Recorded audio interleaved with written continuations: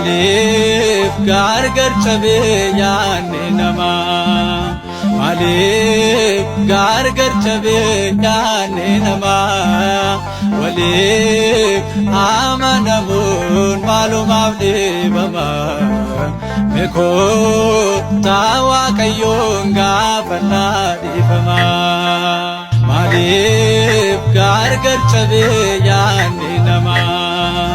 Maaliif gargar cabee yaanne namaa Waliif amanamuun maalumaaf dhiibamaa Meekoo Waaqayyoon gaafannaa dhiifamaa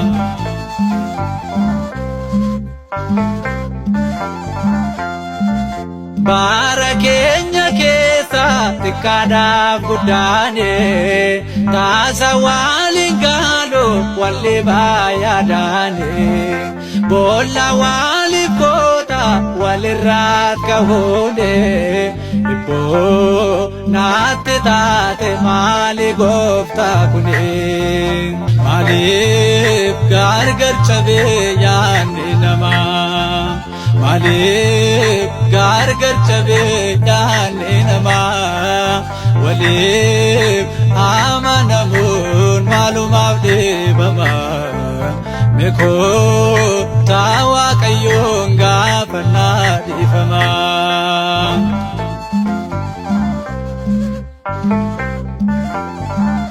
Du'a bisa kenna dabarsee haadhosaa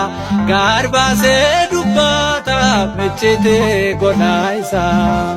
maaliif obsa dhaaba namni bara kana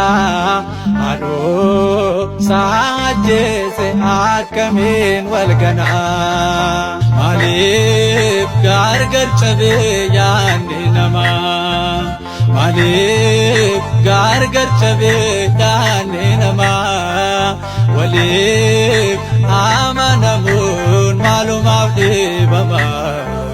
Meekoo Waaqayyoon gaafannaa dhiifamaa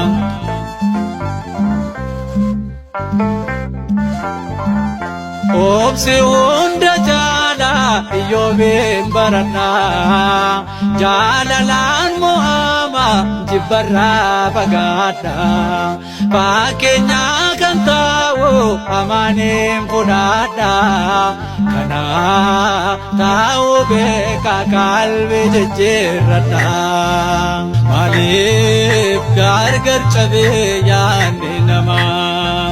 Maaliif gargar cabee yaanne namaa Waliif amanamuun maalumaaf dhiibamaa Meekoo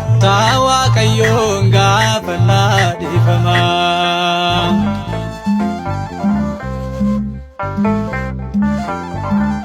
Du'a bisa kenna dabarsee haadhosaa garbaasee dubbata michitee godhaa isaa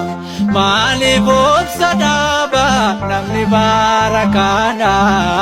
haadhosaa ajjeese akkamiin wal ganaa maaliif gargar cabee yaanne namaa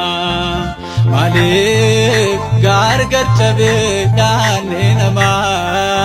Waliif amanamuun maalumaaf dhiibamaa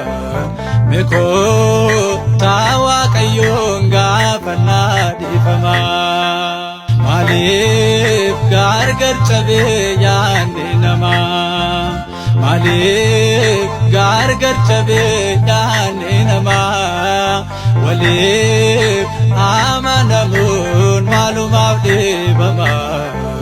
Meekoo